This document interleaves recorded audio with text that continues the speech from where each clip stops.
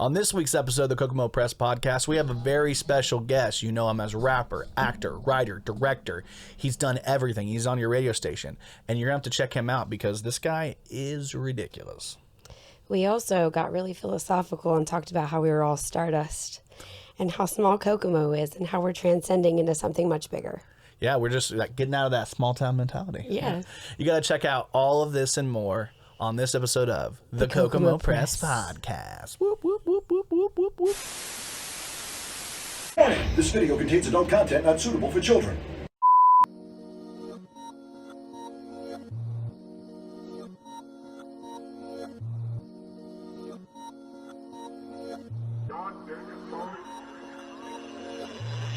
What's up? It's the Kokomo Press Podcast. I'm Jordan, and today I'm joined by my co-host, Courtney. And we have a very special guest for you. We have the man, if you've seen him on Canary Currency, you've seen him in music videos, seen him on, you've heard him on the radio, you've seen him everywhere. He does everything around here, and everybody loves him, no matter what. We love you, whether you believe us or not, Kcane Markco. The man in the hat. How you doing, man? I'm breathing. You breathing? Yeah. You breathing? I appreciate you coming here and doing this for us, man. We've been wanting to get you on for a while just because, like I said, you've done so much in the community, and people, in our I know we have a small town, but in our community, a lot of people love you and we support you, and we want to hear from you and stuff. It's a bigger town than you think, man. There's like 110,000 people here. 110 in Kokomo? Howard County. Oh, there you go. Yeah, that's probably true. Maybe it's closer to that. I know the last census we were at like less than 60,000 in Kokomo by itself. Yeah, but we got some reach.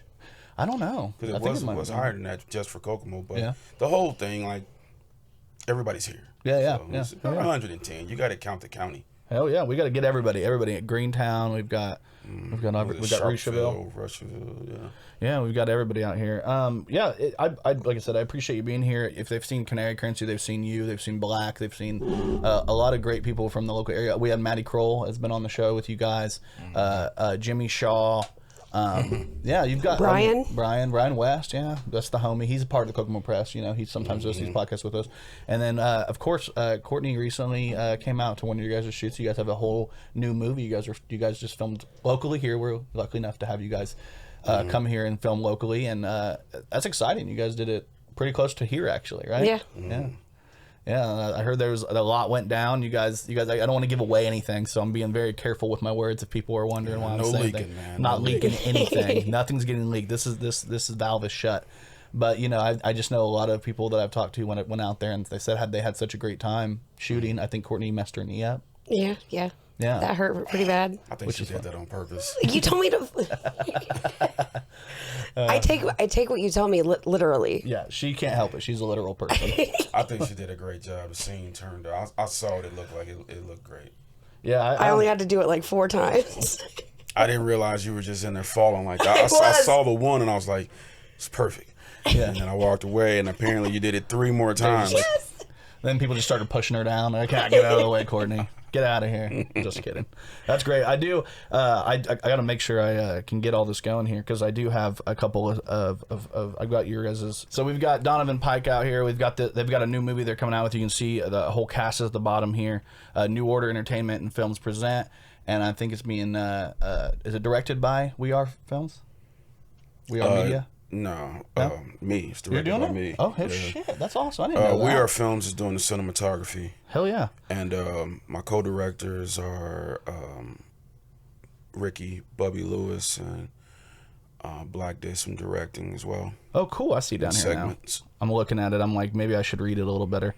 It's all down. All the information we had a down few here. people that had other engagements that they had to do. So these are still, friends of the franchise, and we'll work with them like down the line. I think one of the directors ended up getting a new job, which prevented him from being able to show up to different writing sessions or shoots. So things happen. This is life, and post-COVID era makes it really hard for people to know what tomorrow holds. Yeah. And you don't take anything for granted anymore. So it's not a big deal. Like I said, it's not a situation where, because we got to redo the flyer, but it's not where it's just like they were just like, screw that, we're not messing with that movie. They just had other things going on. Things happen. So I directed it. Hell yeah. I love it. Bubby was Ricky, we call him Bubby. That was my co-director, and Black was the other co-director. He did. I'm not gonna tell you which parts he did. It'll show up in the credits. But he did a really good job. They all did. Everybody did a good job. Hell yeah. Yeah, I like that, man. I like that you guys have brought a lot of production here, and you guys have shot. We're gonna turn Central Indiana into the new Hollywood. The Hollywood of the Midwest. We're in the middle of the map. We're in the middle of the Midwest. We're gonna do it. Yeah. Crossroads of America, baby. You know it. Yeah, I know. They do a lot of big things in Indy. A lot of huge conventions come. They got Gen Con coming through there. I'm at them. Final Four. Yeah, they've done so many great things. How you do cosplay too. Yeah. Nerd gang to the fullest. Yeah. To the fullest. I don't know if you see all my. I'm like a Pokemon guy. So I've been looking at all of this stuff. I'm pondering how you got that trophy for best dad when clearly I should have it. I got best dad bod. That's I might. Right. I might. Is that what it says at the bottom? Yeah, it says bod. I don't know, man. I mean, I've been working on my macros. That's one of my things. Sports fitness. Yeah. Hell yeah. I did strongman and. I can see that. All of that crap. That's how I got the name. Yeah. How'd you get the name? I won 4 strongman championships. One of them was Indiana Strongest Man. And this is like after rapping. And so I was rapping and I couldn't get in any studios. So I just said, you know what, screw it. I'll do other things. So I started doing that. And then I went back to doing music and I was like, what makes sense?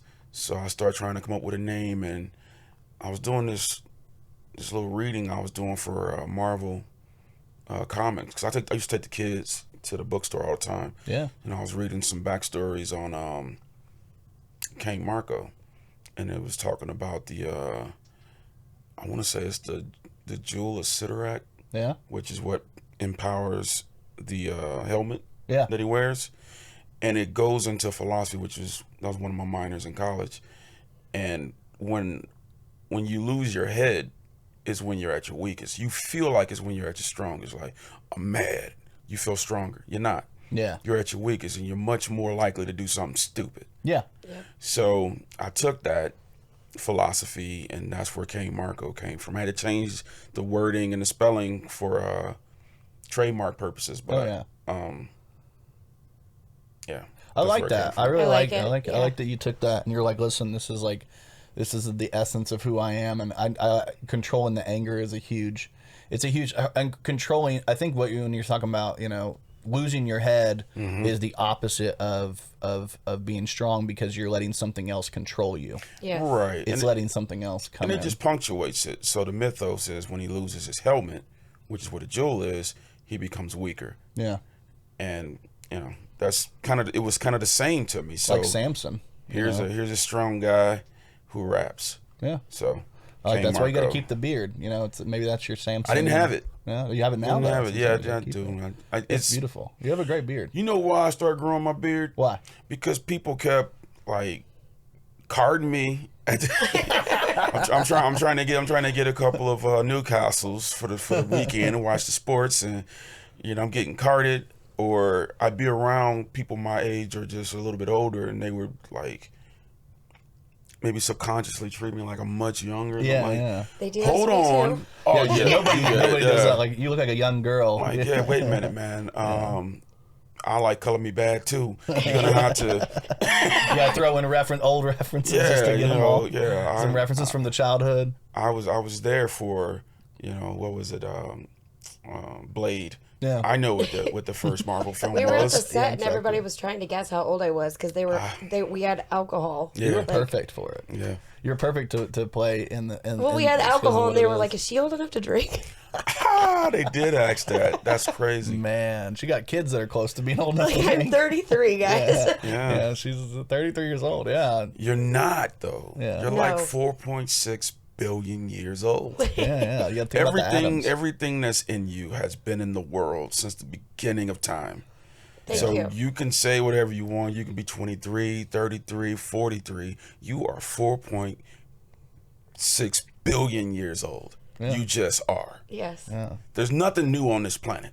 You're made of star stuff. Everything that's here has been here since the beginning of time. When somebody calls me a star, I'm like, you have no idea. You have no idea. Stars. There you go. That's beautiful. Yeah, I like that. I like that concept, man. You've got a lot of psychological. I like the philosophical. That's better. Like you're a very philosophical. Psych was my other minor. When you're a writer, I feel like Matt would be enjoying this a lot. Oh yeah, when you're a writer though, it's like it's good to have that philosophical side because then you can look at things from multiple different perspectives. Maybe look at it from even outside of yourself, which is kind of this whole concept here. Which is, I think that's a great thing, especially when you wrote Donovan Pike, right? Yeah. Yeah, I think I was like looking down there, like, man, you wrote it, you're directing it. I'm like, this is your baby. One of them. One of them. Yeah. Yeah.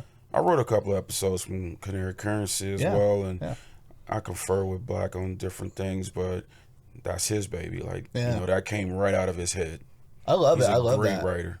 I love one of the things that I love doing is champion creative people because a lot of times, people want to take what you've created and they want to be a part of it, but they don't necessarily want to they don't want to do the work. They don't want to do the work to like, you know what, this person's doing a great job. I'm going to shout out this guy. I'm going to shout out these people. I'm going to shout out this group. I'm going to shout out somebody who's out there working hard creatively, and people maybe, a lot of people can see it, but a lot of people don't give you a shout out for the creativity of it because there's, we grew up in a weird era, where TV and movies and kind of everything went streaming, everything went online, everything went in weird places, and instead of sitting down watching an entire season, people over time people want to watch it all today. I want to see everything today, and with Canary Currency generation. Yeah, exactly. Yes. Binge watching, yeah. And with Canary Currency, that's one of the things that I was sitting at home during a pandemic randomly, and I'm seeing all this stuff popping off, and I'm like, I know some of these people. I'm gonna throw my support behind people, local creatives, a big deal. And then I watch the show and I'm like, this is really fun. You guys have a fun vibe with the show. You guys have some goofy stuff, but there's also some really great elements to it where you guys there's a lot of action, a lot of great action scenes, a lot of people getting punched in the face, which I love that. I love watching Jordan. Yeah, watching Jordan get beat up. That was fun. Giving him shit. Watching Brian act crazy. Yeah, I ran across Jordan on accident, man. Yeah. Like it was real random on Facebook, and then he was like, "Yeah, man, I'll show up." That was for episode 4. Yeah, and I've been crying for the past year about being the only one that's not on it. So. Yeah. There's just a picture of me with a gun like this. That's all I did when I came out. And weirdly enough, you may want to get on him about this. Yeah, because I already have. He was helping out with some of the casting, and I gave because he was actually supposed to be in this, but something came up. Yeah, and I had Jimmy do some casting, so he gets a casting credit in the IMDb page when it's done. Cool. But Jordan didn't put you in the group for that. So actually I had 6 groups set up to ensure that we had enough actors to make this come to life. So I'm gonna kick Jordan's ass. Because I really he didn't add me either, don't worry. I didn't have a whole lot of faith in the people that were originally set to do it to show. I just didn't. And you never put all your eggs in one basket. Yeah. So there was 6 groups getting people. And then out of those groups, a couple came from this group, a couple came from this group. Jordan had a group. Yeah, you're good.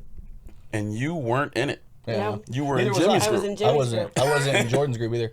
And were you in Jimmy's group? I wasn't in anybody's group. Nobody invited me. Yeah. Man. I've told Black a million times because Black, like I said, we grew up together. He knows I act and stuff. I produce a lot of local skits here. We do we did the COVID police skit with Brian and stuff. I saw that. Yeah, we did that. I've been supporting Kokomo Press, right? Kokomo Press. I've been supporting Kokomo Press since I heard of it because I support everything here. So this is kind of like a third city to me. Yeah. Hell yeah. Like St. Louis is obviously my first, Chicago's my second, and Kokomo's my third city. Yeah. And anything that anyone does, I've always supported it. So what you're doing with the podcast, I did it with productions. Yeah. Like I would bring rappers and singers and comedians and male dancers to town. And female dancers? Well, no, male dancers. Okay. But then I would bring porn stars. Oh, shit. For that. I would do, you just go through my page. It's all there. I want to check this shit out. So I would bring them here in Indy and St. Louis. And then I would always get whoever was, trying at that time. Because my thing is, I see you trying. What can I do to help? Yeah. And I'm like, okay, well, let's do this. And then I would always, try to get a lot of the local rappers to come out, singers, even like bands that were around at the time. Yeah. Try to get them to come out. And I mean, it worked for a time, but they always had a hard time getting support from the very people that they went to school with. Yeah, this place, I mean, that's the one thing about, I can say honestly about Kokomo is we're getting better. So let me say that. Yeah, this is better. A whole different era of time. Like, this is crazy. Like, when you got here, you said 2006, 2007 time frame when you got into Kokomo and started doing a lot. And, you know, realistically back then it was a very small town mentality here in Kokomo. I'll say that myself. I'll take the heat for it. I was out of here. I was in Italy. I was in the Navy. I joined the Navy. I left. I went to Italy. I went to Cuba. I went around, and then I came back, and I loved Kokomo when I left because this is where I grew up my whole life, you know. And when I came back, I realized really quickly exactly what you're like what we've talked about is like it's people here don't want to necessarily support each other, but we're getting better. I honestly believe that. I've had instances where somebody that I was friends with got in trouble for supporting something that we were doing because of someone that I didn't know who didn't like somebody that was with us. It's very much like that. And I'm like, still. Well, I want to come to the show. And I bought the ticket, but I can't actually come to the show because then they would get mad. Yeah. And I said, you know what? I'm going to go on tour. Yeah. And then I'm going to go to LA. I'm going to go to New York. And I'm not going to deal with this no more. It's so bad. I'm done. I'm done with it. You win. Yeah. There's always a competition aspect in everything that you do. If anybody's doing something big, there's always going to be like a competition with somebody else that's also Well, he brought up Get Loud. And that's what Get Loud was about. Yeah. I didn't know K-Dot when I made that. I didn't know about any of that. How K-Dot came up was we were filming a video for Black, and the guy that filmed the video had done something for K-Dot. Yeah. And I was like, he's a rapper? He's like, yeah, he's a rapper. He's a local rapper. And I was like, well, can somebody reach out to him? So we talked, and he was cool. You know, he's a cool little dude. And he came by the house. We hung out. He recorded. And I said, you know what? I'm going to do a song, and I'm going to get a song with everyone that's doing anything. I don't care if I know you or not. Let's do it. Yeah. And at the time of that video, Black wasn't in Nuorder. Oh man, no. Yeah, it was No Remorse Click. He had his own. Oh thing. yeah, right. Yeah. I was just a solo artist. Tyron, all of them were together, so they were together. K-Dot was together, and then the other guys were like all a part of it some way. The Squad. Yeah. There was another group in there, so that's why I freeze framed it. Because I directed that. Yeah. I freeze framed it to make sure that everyone got their due. Like, this is his name. That was really cool. This is a really cool aspect. This is his name. Yeah. And that way, if we never work together again, I at least did this. Yeah. And, you know, take it and do whatever you want to do with it. And then it just so happens that afterwards, I went back to throwing parties, and Black was like, hey, I want to open for so-and-so. And we ended up talking. I was like, you know what? Let's just do something together. And this will help you. And you know, the whole clique came, and then the same thing with the Squad. Then their whole crew came. We did that video with the cartoon in it. Yeah. The Squad We Got Next.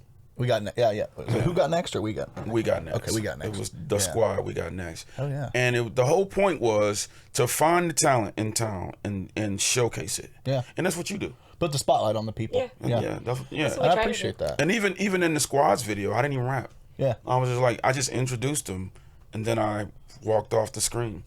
Yeah, I remember Get Loud. You started it off, you know, okay, to the mark. I just remember like when that started, I was like, who is this? It wasn't even about me, and I wrote the hook. I did the beat. I did all of that stuff. You went the first. I mean, I know you were like, I'm trying to shine on these people, but I just remember when I saw you, I was like, look at that. That dude is a hoss, man. You look like a football player, bro. When I saw him, I was like, you look like a DB. I was like, this guy could take somebody out. I get that all the time, and it's crazy because before that, I just did some cage fighting. Yeah. So I only weighed 205 in that video, and I'm 270 now. You were cut, man. You were cut. Dad bod. Yeah, dad bod. You know, but like when you've got the arms, you've got, take your cup. And then you've got, I know, right? I'm not gonna take it. Yeah, that's the best dad ever. Want to take it. I think he deserves it. Oh yeah, I want to take it. I'm not gonna do it, but I want to. Yeah. Well, I mean, I've never seen somebody put his kids. I mean, your kids are in the first episode of Canary Currency, right? Are those your kids, the younger guys? My kids are. He's in episode 3. Okay, playing with some of the kids. My daughter's in episode 5. Who's the young guys? Oh, they are. No, they're not in it. Who are the young guys in the beginning? They are in the Montoon's Alfred. It's so long ago. You get out of the car. COVID era. I know, right? Yeah, it's so long ago, and they're so much taller and bigger. I know, right? So the one that's with you on the bus in Donovan Pike is the short one. That's in that. Okay. And that's from awesome. That was from 2018. It's crazy. Well, I like that about it. I honestly, I was like, man, he pulls up. Family first, man. It's not just tattooed on my hand. You got a lot of your family in the Donovan Pike. I love it. My daughter's in it now too. Yep. Brian's got his son. Yep. Yeah, Brian's got his son in it, which is cool. I don't just say it, man. Family first, man. If you can't include or incorporate your family, mine were so mad that I didn't bring him to actually film. Why didn't you? I didn't think that I could. I didn't think I could. She's like, this isn't bring your kids to work day. No. It definitely is. Anything that has to do with Nuorder that we're doing musically, shoot, because he's actually Chunk is actually the younger kid that's in Elevate the Block. Yeah. And then the older one is my other son, and that video is at the apartment where I grew up at, Cochrane Garden next to Patrick Henry Academy, where I went to school. Yeah. And it basically depicts a day in my life from that actual time. And they got to play me. That's cool. So we were writing it. We started, you guys gave us, I've talked about this a million times, but you guys gave us a lot of inspiration doing Canary Currency. When we saw you guys were doing that, we were like, you know what? I love what they're doing. They've got such great stuff going on. Let's try to do our own thing. Let's do our, maybe it's not going to look as great as what they're doing, but let's start our own thing. You got to start somewhere. Stop second guessing yourself. I say you always got to start somewhere. You can shoot a whole movie with your phone. Yeah, I believe you can take your cell phone. You shoot a whole. It is not the bat. I'm sorry. It's not the player. It's the no. Did I say it right? It's not the bat. It's the person that swings it. Yeah. You're right. Yeah. It's not the bat. It's the person that swings it. Yeah. We wrote an entire TV show. We wrote an episode for one episode and a second episode, and we started shooting it. And then we had a bunch of issues with people. It was during COVID, and then people had to go back to work, and then we were like, we got to get this together. But one of the concepts we had was to have like a flashback of Brian and I as kids, and have his son play him and my son play me, and do like a whole sequence of like great minds. Yeah. Do you guys? What's the there's a movie that I what the hell is it? It's about the guys where they're all, one of them's getting married and he's drunk. It's got a bunch of cool guys in it. What is it called? Is it a predominantly black movie? Yeah, it's great. It's either The Woods. The Wood, yeah. One of my favorite movies when they were kids and they're going through like all the stuff that kids go through. Yeah. And the kid moves into a new school and the dance and the girl and accidentally getting an accidental. Stacy the big brother. Getting an accidental excitement in the middle of the dance. That was so relatable when I was a kid. I was like, this is one of the most relatable movies. I think you should do it. Yeah, I was like, I think it'd be cool with the kids. You should do it. Have them play us, and Brian's kid looks so much like him, and that curly Didn't you already hair. have Nathaniel in it though? Nathaniel's gonna play my son, but we were like, he can change his hair, and we'll do it. He played my son in the episode. If you don't do it, it'll be a tragedy. We've already started it. If you don't do it. Yep, she's got a record. She's gonna be a ball buster in it. I love it. She's Brian's ex in it. So there you go. And she's got kids. That's gonna be fun. There you go. She's tailor made for that. Yeah, it's gonna be fun. Jordan's in it. Jordan's playing one of the guys in it. So but you guys. The point of me bringing this up was you guys gave us a lot of inspiration for that because we were like, man, let's try to do something, man.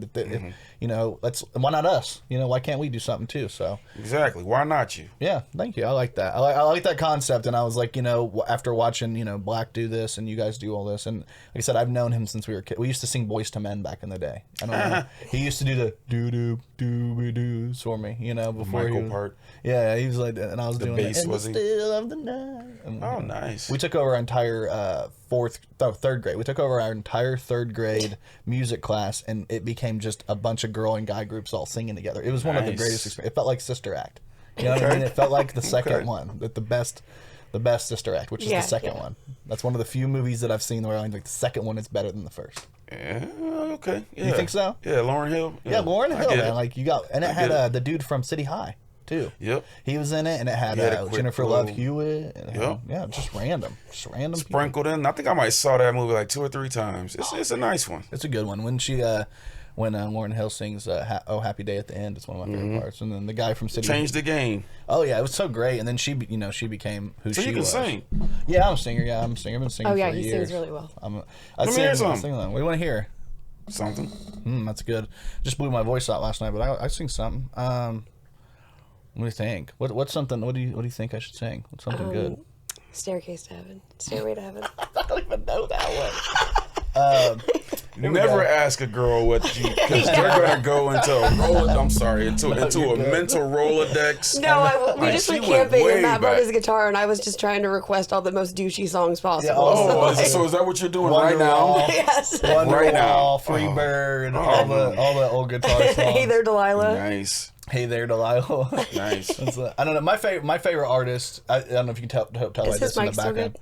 Yeah, it's good. Okay. My favorite artist, like for the last 10 years some Frank almost, Ocean. is Frank Ocean. I love Frank Ocean. He's my favorite singer, and I think he's such a great writer and producer, and he's just done so much for everybody else. So that's actually his lyrics behind us. But it's a little weird to do it on the spot, but I'll do a little piece of something he's done just because Frank Ocean. Frank Ocean, yeah. I've never heard any of his music. Really? I don't listen to anything. So I'm not affected when I write. Oh, that makes sense. I listen to people. I like getting inspiration. More on a regional, local, unsigned, underground level. Yeah. I'm much more likely to listen to them than anything that's on the radio all the time. Yeah, because I know I'm being forced to like it. Yeah. Yeah. So I don't listen to anything. Well, and Frank I've Ocean's never not on heard the radio. No, he's not a radio guy. No. His last album. I thought he was. No, I think he's only had 2 songs on the radio ever. Everything else has been like his albums or what people love. Like, if it's good, it's good. Let's hear it. Let's hear it. I gotta make sure this mic isn't too close when I'm singing. Gonna go high. All right, I'm gonna go high. Ready? I'll be the boyfriend in your wet dreams tonight. Roses on a rail, little virgin wears the white. You cut your hair, but you used to live a blonded life. Wish I was there, wish we'd grown up on the same advice, and our time was right. Keep a place for me. I'll sleep between y'all, it's nothing. It's nothing. Keep a place for me. It's nothing for me. Something like that. So a little bit of something. I did blow the shit out of my voice last night. I'm in a rock and roll band, so I'm a huge R&B guy, but I'm really into hip hop. Want some rock and roll then? Yeah. I mean, I like metal. I probably like metal more than rap. Yeah. Well, I'm probably. He's just trying to show off his voice now. Is that what he's doing? Okay. Yeah. I like it. It sounds good to me. I've never heard the song, but without having actually heard the song, it still sounds good. Yeah, I love Frank Ocean.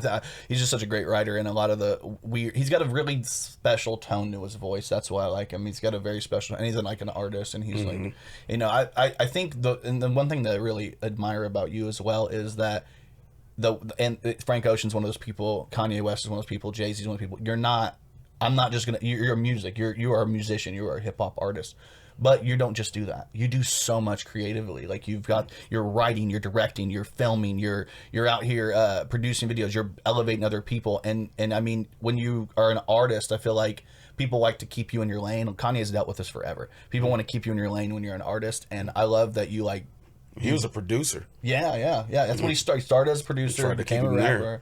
Yeah, and they tried to keep him there, and he said no. He said he didn't have a voice for it. Then he got in that wreck. Crazy. That's such a crazy thing to imagine Kanye not being who he is now because somebody said, "Oh, you're just a producer. It's gonna always be somebody. Yeah, more somebodies to tell you what you can't do than there will be who will tell you that you can. It's a fact. As long as you tell yourself that you can. Yeah, that's all that matters, man. Get it done. You're right. I think you're absolutely right, and I think it's important for us. To help elevate people, and we put on music shows for years. Like we did a festival. We did 2 festivals downtown. We've been doing this forever. We did local. Like I say local, but this were small band, like tiny bands, and we'd get like 5 bands together in a room, sell it for $5. No, we're not trying to make a shit ton of money. $5, 5 bands, $1 per band. Bands would come in, play like a half hour, 45 minutes. Next band. Band. Exposure. Everybody got to, and then it gave young people, because they were all age shows. There was no alcohol at our shows, and it gave young people a place that they could actually like enjoy music without having to. What are you looking for? Is that metal? Looks like metal by that chord right there. It might be. Maybe that's it. It looks like it. Earlier. It looks like it. That's it. I don't know. Come to Kokomo Press and they break my watch. We broke the watch. We're out here. We're out here breaking watches. We're like, we don't need you to tell time right now. Hard in these streets. We're trying to keep you in here we're locking you down in here for a minute. So. Right. Yeah, I did want to throw this out there. This is a behind the scene photo. This one garnered a lot of laughs on Facebook. Luke messed it up, man. He had to get in there. I don't know if you noticed this over here either. That's Brian West hidden in the back there too. Okay. Is it? Yeah, he's hiding right back there. I'm gonna get in this photo one way or the other. We're gonna have to Photoshop you right. You'll take up so much He's space. the cameraman. That's what that is. That's awesome. But I saw that one, and then I actually saw this behind the scene. I had to check it. This is the closest one I got to a behind the scene of you. Okay. And somebody put the boom mic in front of you, and I'm like, I just like seeing this. But we were trying. I had to check with Courtney. I was like, am I giving anything away? Nah, okay. not at all. I had to make sure. So at this particular part, what you're looking at is the Englishman. From episode 4 of Canary Currency. Is that this gentleman? No, he's not even in this. Oh, he's from episode 4, season 1. Yeah. Was supposed to play the role that Doug is playing. Oh, Doug's great. But his son got in a car wreck. Oh no. Just a car. Okay, good. He was fine, but he had to leave. Yeah. So he's learning these lines because that's the screenplay right there. Yeah. I sent it to him. He's reading it real time. Oh, okay. So he's learning it. So he did a great job. Oh, man. Doug's great. Everybody did a great job. He's a stand-up locally, and I saw him. I was there. I've done shows with Doug. What day was that? Wednesday. I was there Wednesday. Yeah. We shot some stuff, and then I went. Yeah. Oh, you're talking about the open mic. Yeah. Okay, gotcha. They do the Blind Tiger. Yeah, the Blind Tiger. Yeah.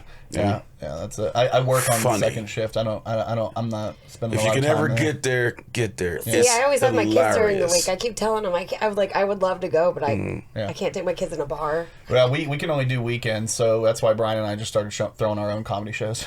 That's why we threw the one American Dream Hub a couple weeks ago. Sold that shit out. So I'd love to get back out there. Send me an invite, man. I'll come. I love comedy. When we do our next one, we will. Yeah, it was our We've got another one. It was our pilot to see how it'd go if we'd sell, and we oversold. We had to turn people away at the door. We felt terrible. So we're gonna do a better job next time. But we're gonna do a lot. There's a lot going on in Kokomo. A lot of people. There's more than just us. Like I said, there's so many people out there doing things around here that we want to elevate these people. We have we've had so many great actors from Canary Currency on the podcast. Lenny Pig was on the podcast. He's great. I mean, I know you've worked with Leonard Pig a few times, and he's a great comic. He's very funny. He's a great writer. He's an interesting guy. We're in the middle of writing another movie. Him, Aaron Kcane, and myself. We started writing it just before lockdown, called Judas Coins. There you go. Yeah. Are you excited about it? Yeah, I'm always excited about it. Can you give out anything of it? Like, not at all. Not even what it's going to be great. It's going to be great. Well, I see you got the Jab shirt on, and I haven't had any updates with the Jab yet. What's the updates there?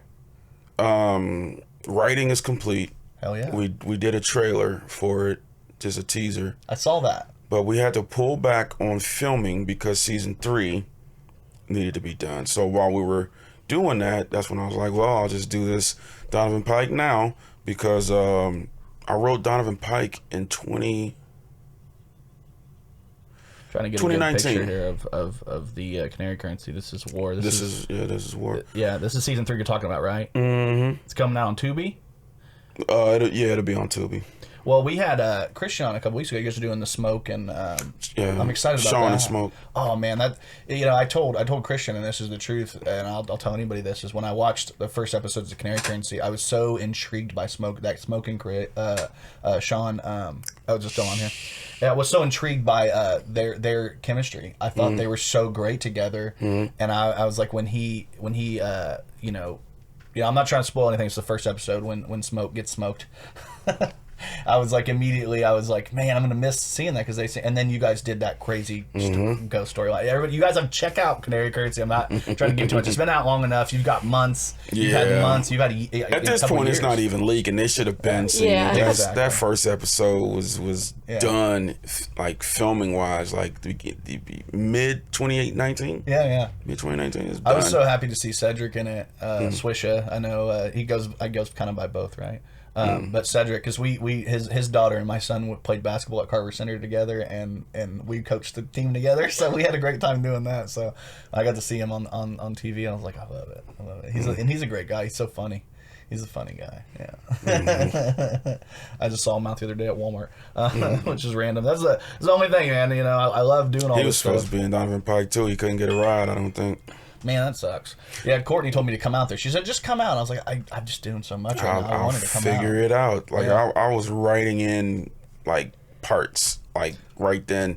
Yeah. Because it was like, okay, I'm looking at you, and this part is already written, but you don't fit it, so let's write it now. So I'll just go sit in the car and write it up. Yeah. Yeah. I love it because I mean, it just shows how much there's a lot of on the cusp thing you have to do. Like, okay, last night I got to write this, and sitting there and putting the work in. And I mean, when you have a vision for something, and then you have to like adapt to the situation, things can no tears, man. Yeah, no tears. I think that was the first major song that came from this town. Yeah. No More Tears by a group called Plaid. Plaid, yeah. No More Tears. Mm-hmm. No tears. No tears. No tears. Well, the song is No More Tears, but I'm just saying, no tears. You can't cry. When you got to adapt, just adapt. Yeah. It's good news. It's good stuff. You met our good friend Matty Kroll, right? You met him on the set, yeah. He's in a punk band, and I didn't know that. Yeah, he's in a punk band. They played a huge festival in New York called it's a comedy festival called Skank Fest. And it's like a Legion of Skanks, like this huge comedy fest. Legion of Skanks. Legion of Skanks. Yeah. Okay. Yeah, it's a Legion of Skanks, and it's like a really like raunchy comedy festival, and they won. Clearly. Exactly. They went on something called the Battle of the Badass Bands, and they won. They ended up winning the whole contest from here, and went and played in New York at the festival and stuff. Battle of the Badass Bands. Battle of the Badass Bands. I like that. But I think it kind of goes back to a lot of people don't know that even happened locally because, like you said, it's hard to get people to support other people around here. Which is I never even heard about it. She's wearing the dwarf shirt. Sorry, it popped in my head because she's wearing the new Goldar dwarf shirt. Yeah. That's exciting. We're all wearing different. We're all promoting ourselves and promoting our friends in some way. That's what I love about us. You know what? I wear something of ours as often as possible. Where did I get that? I was watching something with Jay-Z on it, and he was talking about how we support larger brands and labels, and we never support our own or whatever we got going on. So I have, like, any show I've ever gone to, I buy a shirt, I buy a record, or I buy a CD. Same way. Yeah, I do too. And then as far as for our stuff, like, we have New Order shirts, New Nation shirts, Alpha Pack shirts. I don't know if you saw my hat. This is a We Are Media hat. This is, Brian Foster. This is the gentleman who directed he directed Canary Currency, right? I know he and Black together. I think he's done some directing. Okay. But he predominantly does the cinematography. Okay. So there's a different definition for directing and for cinematography. Yeah. And Brian likes to do the camera. Okay, so he's like... Now, he's directing his own movie. I can't think of the name of it. He's working on something right now. He talked to me about it the other day. But Black does the directing. Okay, baller. Okay. And I knew he wrote it. Black wrote it. I know he said he writes a lot of it. I know he does the directing. You do a lot of writing. You've done directing. You said directed a few episodes of Canary Currency as well. I think it's a group episode 4. Yeah. Okay. But as far as directing goes, directing is what you finally see. Yeah. When you watch it, when it streams. Yeah. So, but what Brian does, Black can't do. So Black doesn't film. Oh, yeah. The cinematography is all Brian. Yeah. The editing is all Brian. And that is in and of itself its own thing. Yeah. So that's what he does. Definitely. So it's kind of a blanket statement to say, well, so-and-so produced this when you didn't. Yeah. Or so-and-so directed it. Yeah. You didn't. Yeah. It's a lot of... But what he did is just as important. Just like him doing the cinematography for Donovan. Yeah. What he's doing and what he's done, I cannot do. Yeah. And he did a great job. He does a really good job. Yeah, he did a great job. I enjoy watching what I've seen so far. And so when somebody says, well, who did this? I tell them. Yeah. That way, when the credits roll, you don't feel like anybody got cheated. Yeah, that's true. It's like, well, I thought, Yeah, that makes sense.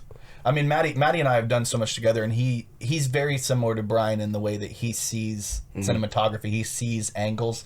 He understands different things that I like. There's a lot of principles of cinematography that you have to learn, and I've spent a lot of time learning them because Matt's so good at that. He already knows. We'll be watching movies, and he's describing like. So did you notice how they did? He loves Kubrick, and he was talking about like The Shining and how they made like. The walls, like they made it seem like a maze. Like it's not actually like the building isn't if you go based on what they've done, it's not anatomically correct to what the building would be like, because they made it into a maze, because it's like supposed to be psychologically like bending your brain. I'm doing a little bit of studying. Oh, there you go. I'm doing a little bit. That's one of the ones I just studied a few weeks ago. I've been on it. Hell yeah.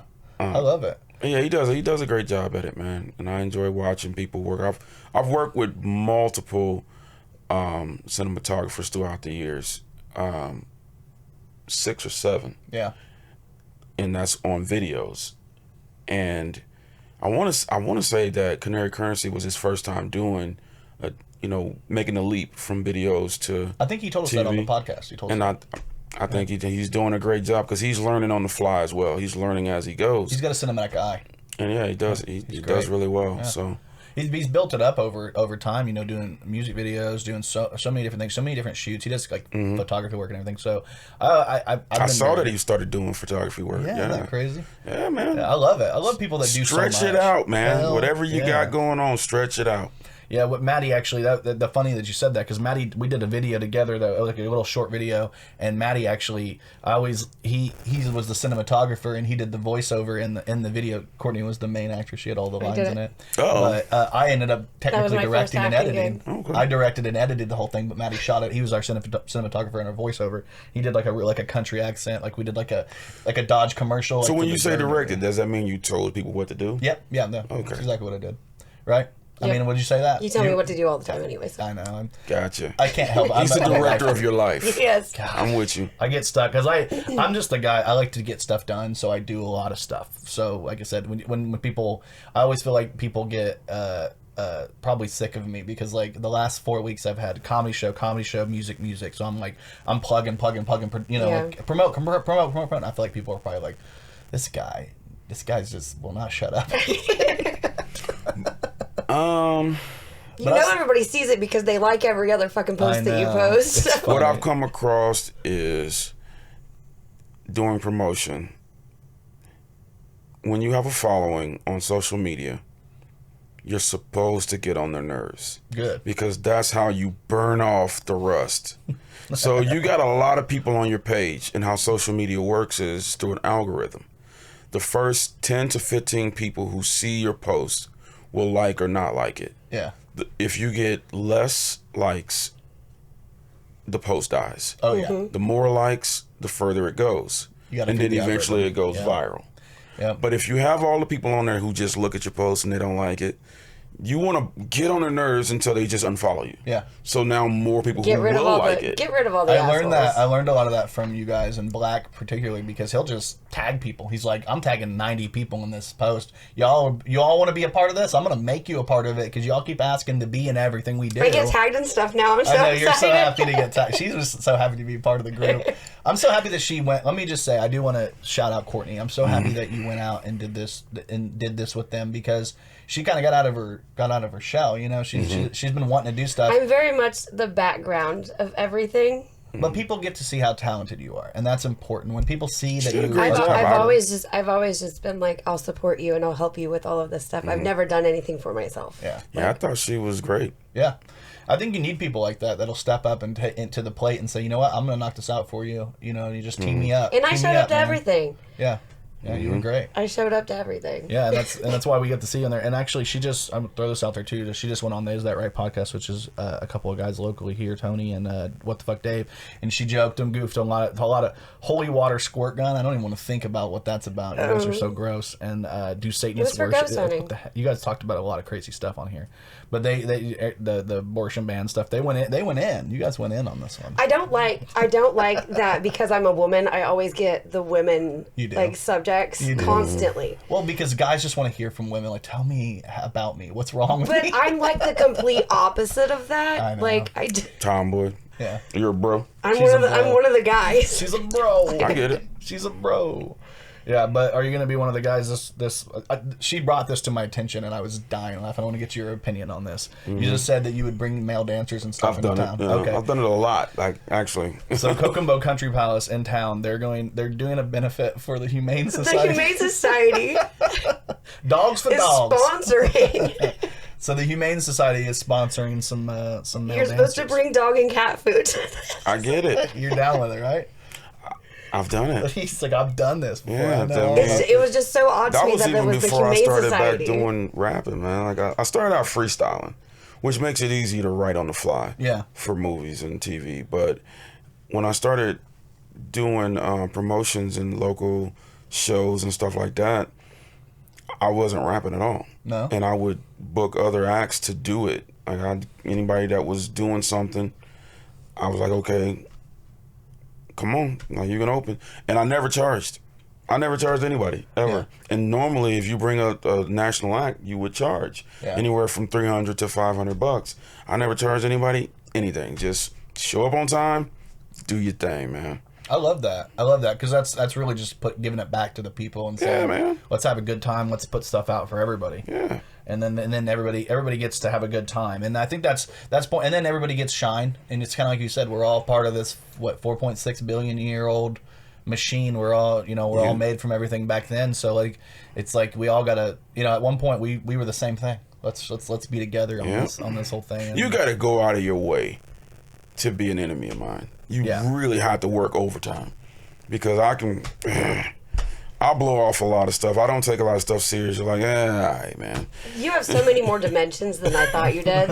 Like, you really do. How many dimensions thought I just? How many just one? No, I know you did the rapping, and I know you did the music. I didn't know you did the cosplay stuff. I didn't know you did like the philosophy stuff. Like, I didn't. She's peeling back the layers. Like, baby, you know what I'm saying? There's so much more to you than what everybody sees. Yeah, it's great, and I like that, and I think that's important for people to know anyway about the person, the guy, the man who's behind all this stuff. Pulling was it Wizard of Oz? Who's the man behind the curtain? You know what I mean? Yeah. And as much as you well, say what you thing. want, man. Black is my vice president of Nuorder, and Melvin CBG. He's helped a lot throughout the years as well. I've done a lot of stuff and I've helped a lot of people, but along that way, I've had help. I've had people that helped me out, and just different facets of life. So, well, you mentioned Bonecrusher, and that never scared. Am I crazy? Yeah. He's one of my mentors, awesome. And I've had a couple of DJ coalitions help me out. Nerve DJs, Talent Brokers, which is Big O, and a couple of radio stations. I was just one to hear people when they heard me on the radio station here thought it was my first radio station that I'd ever been on. But I've been on the radio for 2 years before that. I knew better because of Black. Black's educated me a lot on what you guys do. He's like, bro, you have no idea. He told me a whole story. I don't want to tell his whole story, obviously. We'll get him back on here some other time. But he told me a whole story about you guys. I think he said you guys came into like Cincinnati, and he said the crowd was hostile. They kind of, because when you brought up Kokomo not being really receptive to outsiders, he said they were like not receptive at all to outsiders. He said it was quiet. He said you guys went in there, and he said, and then we left. He's like, it was a crazy show. And he told me about that. But I think since then you guys have built. I turned them out, man. Yeah, you built. I turned them out. You came in, and my first radio station was Cincinnati, and that's so crazy. That live show is actually somewhere on Facebook, and they were trying to be quiet. Yeah. And I just wasn't having it. You won the crowd over, man. That's what I like about it. And then you still have your local guys that, we're going to start some stuff with these guys. Hating. Yeah. And they just happen to have the right people because we don't run. So we outside and it's whatever. So, because we parked really far. Yeah. So it was like a mile to the car. So it was like whatever's going to happen is going to happen. Not here looking for it, but at the same time, I'm not running. Yeah, there's not much you can do. You got to either stand your ground or not. At that point, I'm not. You don't have any other choice but to stand your ground. Well, speaking of standing your ground, he probably told you about that. One of the other Ohio. He told me something about. Which one was it? Was it Shots Fired? Remember the one? Oh, the one where the guy got shot in the head. Yeah. The security guard got shot in the leg. What? Yeah. And me and Black were at the bar ordering Red Bulls because I was exhausted. He had to work the next morning. I remember that. And then people start scattering. And we were still at the bar. And I was looking over the bar trying to get the bartender to give me the Red Bull. And it was like, man, this dude is just way too cool. And it's not that. It's just that, well, I've been shot. And I was tired. Yeah. And I needed that Red Bull. So whatever was going on here was like, I was not, I'm not a part of that. That's what you learn when you grow up in a city where that type of stuff is. People are getting shot all the time, and it's like they're not aiming at you. Yeah. And the running that you're doing is going to get you shot. Yeah, you're a wild card now. I'm watching. The dude came in the front door. Cebus, Columbus. Did he get kicked out of the... He was a rapper. Okay. And he was from Cincinnati. Okay. And they rushed him out because he was, going hard with the Cincinnati versus Columbus stuff. Mm-hmm. They rushed him out. He came back in. He walked through the door, aimed right at who he was trying to shoot, shot that guy in the head. It didn't kill him. It just kind of went off the side. The security guard ran up, shot that guy in the leg. By this time, everybody's running. We can see the guy. Yeah, you guys saw the whole thing. We can see where he's aiming the gun, and it's like, well, I didn't kick him out. Yeah. Two shots here. He's shooting at the guy he was mad at, and the other guy's shooting at him. He shot a few times. Yeah. But all of them in the direction of the person he was trying to. It came in, it was like, bop, bop, bop, bop, bop. And we were probably from here to that car at the bar. Yeah. So we start, moving and shaking. You're putting yourself in the line of fire at this point. Yeah. Well, you guys saw the line of fire. You guys were able to see it. Anybody could have. Yeah. You just hear the shots and started running. Yeah. Some people got was on fight you. or flight, and they chose flight. I would have probably ran too, honestly. Well, I mean, just a quick pearl for you. You start hearing shots. Don't run. Drop down. Don't run, because now you look like somebody that might have been a part of something who's trying to run away. Absolutely. So thanks for that. Did you guys? I got you. This is a weird segue, but did you guys hear about what happened at the Indiana State Fair? I did. Okay, yeah, I didn't know if you knew about this, Courtney, but there was a guy, he had parts of a rifle, and I guess he had pulled it out, and there was a video I saw, wasn't able to find it again after this, which bummed me out, but there was a video I saw. Indiana State Fair ain't gonna fuck with guns. Oh yeah, it's like Texas over there. It's like Texas on there, and with the recent open carry and what happened. They sell them there, right? Or not? No, they don't sell them there. Not at the State Fair. When one of my friends went to a concert there, they said there's security fucking everywhere because of that shooting they had that happened. The gun shows over there too. They have a gun show, but not during the State Fair. But you're talking about the one that was at the mall. No, I'm talking about. Remember when? No. Was there a shot? Wasn't there shots fired at one of the state fairs? You might be right. I don't remember. But I know that there was the stuff that happened at the mall in Indy in that area, and there's security everywhere up there. Yeah, but I saw that he was issued a no trespass warning, and the police said he can't come to the fairgrounds. But he wasn't shooting; he just had parts of a rifle, and somebody saw it, and it created this mass hysteria. And I saw people in the bumper cars jumping out, and I was like, "What is going on?" Because he had the parts of a gun. Yeah, well, people are weary because of what's been happening lately. There's been a lot of craziness going on. Wasn't there somebody that shot last night? Where at, in Indy? No, here. It was right down the road from where we were. Well, I know right close to where I live. I don't want to give away too much where I live, but a guy took his life down the road, and I was like, "What's going on?" And he was a service member. Rest in peace to him. I don't think that's what I saw. I thought that you hear about everything in this town. That's the thing. We do have that scanner and shit, so everything ends up going around everybody. There's a lot of suicide here, man. It's sad. It's the Midwest, man. People. A guy named White was he boxed. Same boxing club I boxed at here, and he committed suicide. I think that was him. No, it was forever ago. Okay. It's forever ago, but it just made me think of him. Oh man, and he was a good dude. You never saw it coming. Yeah, you never do. No. That's the unfortunate. That's the unfortunate reality of suicide is that you don't really. Thought there was that the star? Is it star 87? What is that number? That you can call for that suicide they hotline. changed it. It changed to like a couple of numbers, just like 988. Is it 988? Is it 988? Something like that. Okay, just wanted to get that out there while we on here. So I know it was a long number at first. I used to post it all the time, but I know it's just. Is it 811? It's might be 81. They just changed it nationally, so it's a federal thing, which is what I'm saying. It just happened like a month ago, maybe. Well, whenever I think about it, I always and this I'm not laughing at this. I just think of 988. 988. Okay, so I know Logic had that song. It. Logic had that song with. I never heard it. No, do you remember that one? I remember that he made a song like that, but I've never heard the song. The name of the Logic song where he actually has the number. Yes, I know. Hotline. Yeah. I don't know. And now the numbers changed. Yeah. Now the numbers changed. Now he's going to go back and retroactively change the hook to 988. Yeah. I don't remember what song it was, but I remember that. Well, the name of the song was like hot. I don't know. It was the name of the number. Yeah. The name of the song was the number. It was an interesting one. You could also text it. Oh yeah. Which is awesome because I know a lot of people won't want to talk. Yeah. Especially nowadays, I can't get people to call for pizza because they're like, I don't want to talk on the phone. Yeah. It has a phone number, it has this text, and then there's also a chat line. Yeah, that's a good thing to have. I hear that a lot too, because I got kids, and it's like kids don't want to call. I was just talking to my kids about that. Like, yo, you are having a 3 or 4 minute phone call, and it takes 3 hours because you're texting. Just call me and say what you got to say, because I'm not gonna keep looking down at my phone. Yeah, I got a life I want to live. Yeah, and I got to keep going. Eventually, see, I'm the opposite though. I'd rather somebody just text me something real fast, unless it's like a big thing where you gotta talk. Okay, so what is the real fast though? So it's like, hey, blah blah blah blah blah. Now you gotta respond. Blah blah blah blah blah blah. Yeah. But I also have a watch, so I just say it as I'm like doing the dishes or like doing something. I'm not even gonna do kids. that. Well, you got to be careful with that, because I saw this too, and I wanted to bring this up to you guys. This guy. I just want to let you know that I did buy a new watch just because I was so mad that you guys both had watches and I didn't. Did you see this? This guy was jailed for 65 years after his Fitbit data helped proved he killed his wife. Nice. Really? So your watch data will get showed his heart rate went up during the time of death or whatever, and then they were able to figure it out that he was the reason why his heart rate, and it was literally the time frame of like, her death. We are living in the time of the Jetsons. I was just telling my kids the other day we were like 5 or 6 years away. Oh yeah. I wouldn't tell anybody that, because then they're going to be like, I should probably take my watch off. He was just born. Isn't that one of the things that just popped off?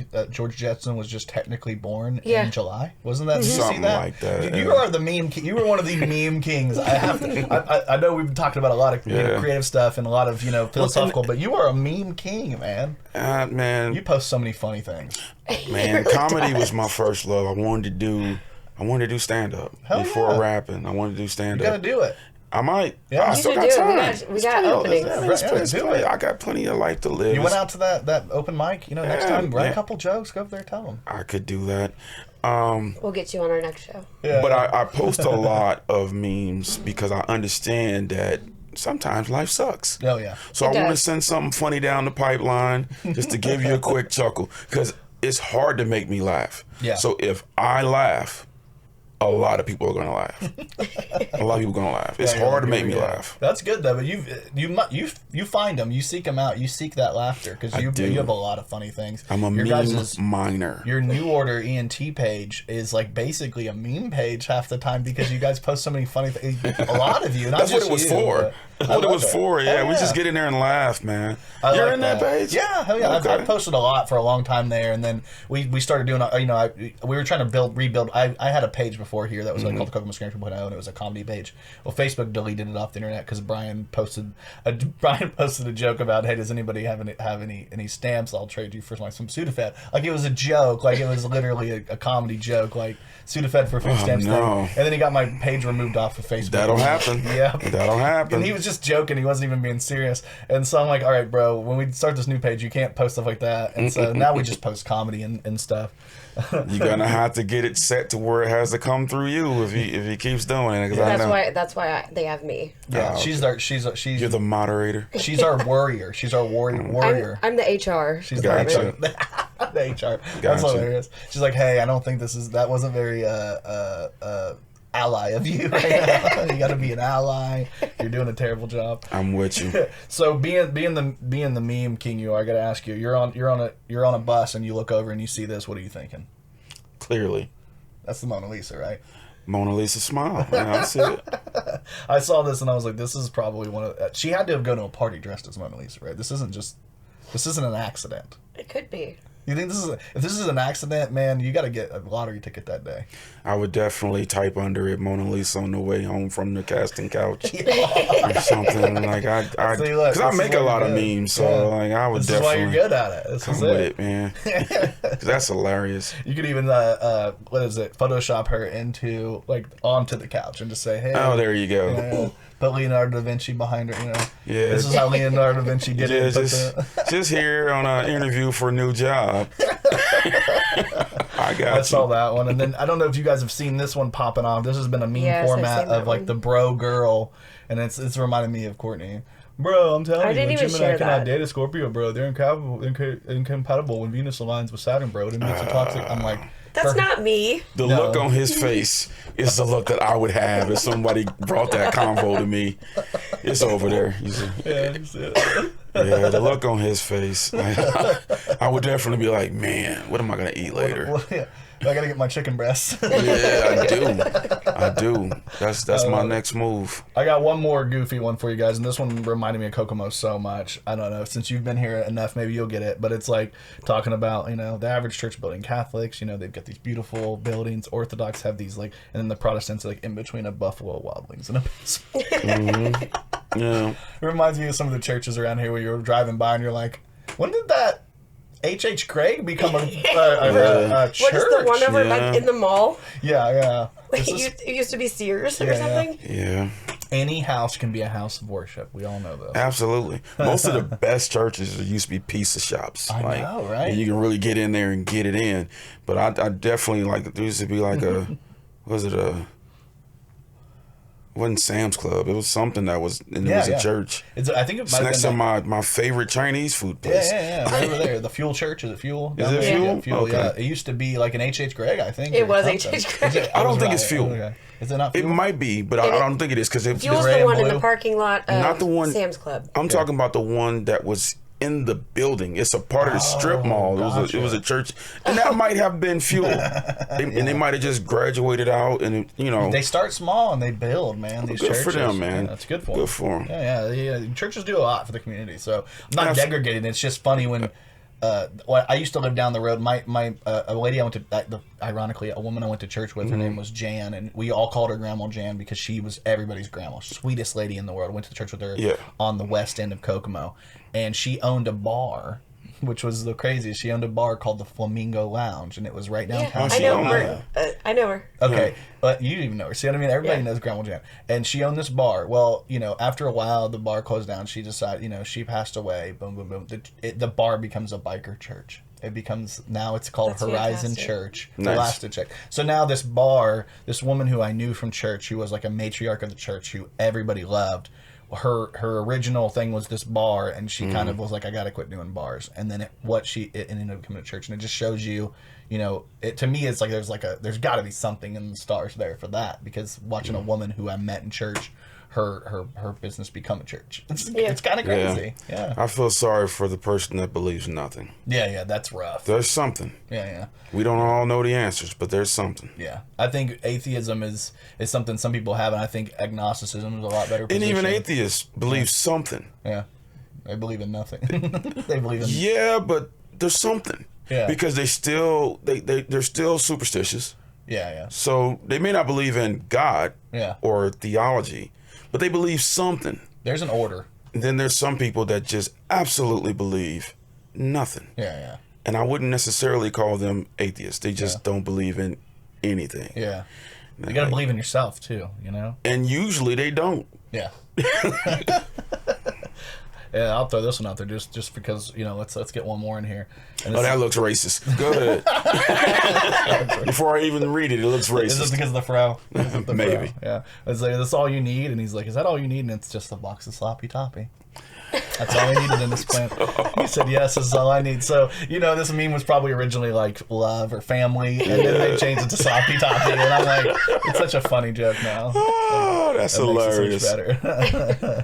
Yeah, I don't know. I'd throw that one out there. I think I honestly just appreciate you coming out here and hanging out with us for a little bit. We usually do about an hour. We're right there.